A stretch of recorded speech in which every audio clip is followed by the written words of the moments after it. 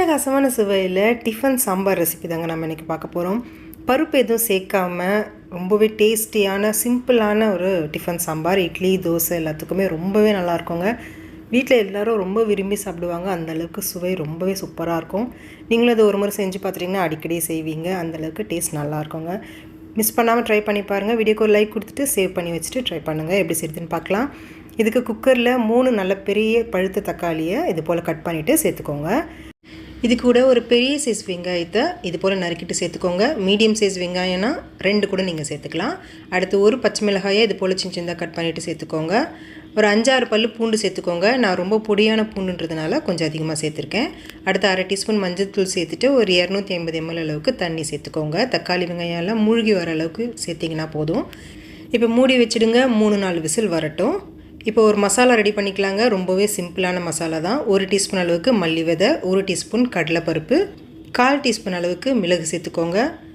அடுத்து 1/2 டீஸ்பூன் சீரகம் சேர்த்துக்கலாம். 1/4 டீஸ்பூனுக்கும் கம்மியாக வெந்தயம் சேர்த்துக்கோங்க. அதிகமாக சேர்த்துட வேண்டாம். 2 வரமிளகாயை சேர்த்துக்கோங்க.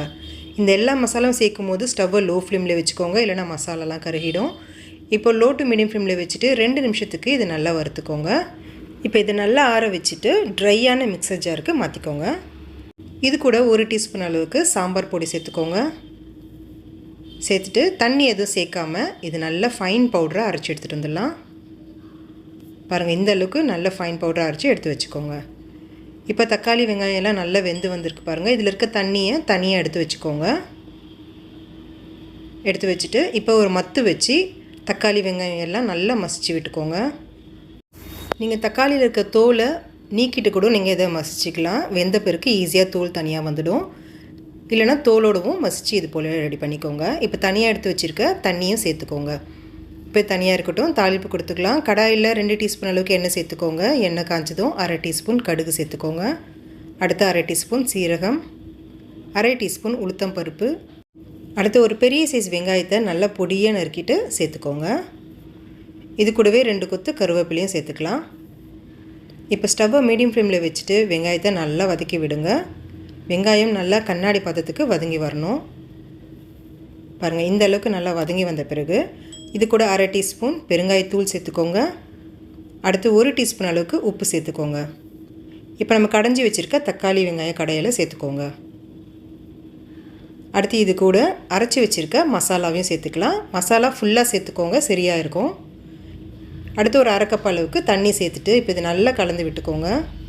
இந்த ரெசிபி நல்லா கொதித்து வரும்போது உங்களுக்கு நல்லா கெட்டிப்படுங்க. அதனால் கொஞ்சம் எக்ஸ்ட்ராவாக கூட தண்ணி சேர்த்துக்கலாம். அதனால் நான் இன்னொரு 1 கப் அளவுக்கு சேர்த்துட்டு இப்போ மூடி வச்சுடுங்க. 3 நிமிஷத்துக்கு நல்லா கொதி வரட்டும். இப்போ 3 நிமிஷம் கழித்து பாருங்கள், நல்லா குழம்பு கொதித்து வந்துடுச்சு.